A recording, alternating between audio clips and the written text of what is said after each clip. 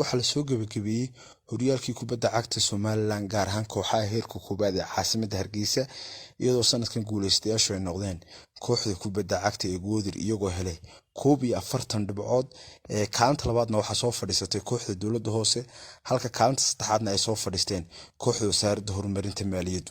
waxaad nooga warantaa marka kooxaha ka haray horyaalka heerka koobaad ee xil ciyaareedkan iyo weliba kuwa ka soo dallacay heerka labaad ee xil ciyaareedka dambe ka dheeli doona heerka koobaad.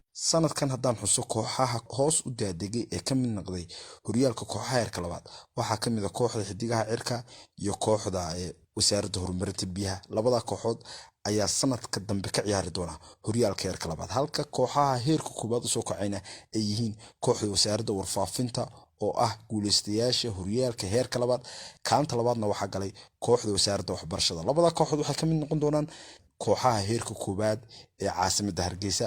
sidoo kale waxaa xusud mudan horyaalka gooldhalintii waa lagu kala calaf qaaday ciyaartooyga Khadir Mustafa ayaa 21 gool gaadhay waana ciyaartooyga kaliya 9 kooxood ee la tartamayba shabaqooga soo taabtay halka kaalinta labaadna uu ka galay ciyaartooyga Aamin Xirsi oo ka tirsan kooxda Goodir 16 goolna uu dhaliyay. maxaa u sahlay kooxda kubadda cagta ee Goodir in sanadkan ay ku guuleysato horyaalka?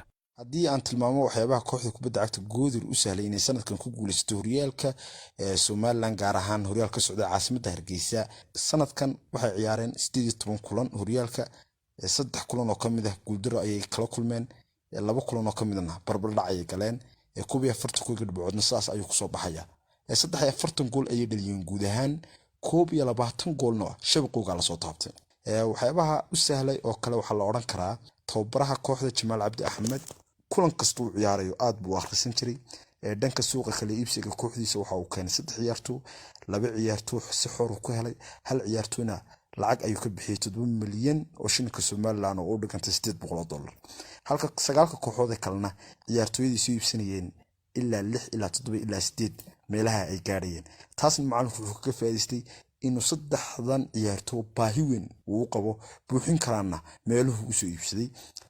talabaad ee macalinka saacido waxaa ka mid ah inuu macalinku qaab ciyaareed joogto ah kulan walba ku ciyaari jiray 18 kulan uu ciyaarayay. kulamada qaarna waxa uu sameyn jiray bedelo iyadoo bedeladaas ay noqdaan mid uu ku guuleysto dhibco wanaagsan uu ka heli jiray. marka taas ayaa u saamaxday inuu sanadkan tababar Jamaal kooxdiisa guul muhiim ah la gaaro.